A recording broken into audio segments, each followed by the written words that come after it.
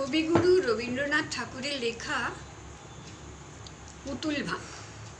৭-৮-২৭ আমি বলেছিলাম বলে গুরু মশাই আমার পরে উঠল রাগের জ্বলে। মাগো, তুমি ৫ পয়সায় এবার রথের দিনে সেই যে রঙিন পুতুলখানি আপনি দিলে কিনে। খাতার নিচে ছিল ঢাকা, দেখালে এক ছেলে। গুরু মশাই রেগে মেগে ভেঙে দিলেন ফেলে। বললেন, তোর দিন রাত্রির কেবল যত খেলা, একটুও তোর মন বসে না পড়াশুনোর বেলা। মাগো, আমি জানাই কাকে, ওর কি গুরু আছে? আমি যদি নালিশ করি এক্ষুনি তার কাছে। কোনো রকম খেলার পুতুল নেই কি মা ওর ঘরে?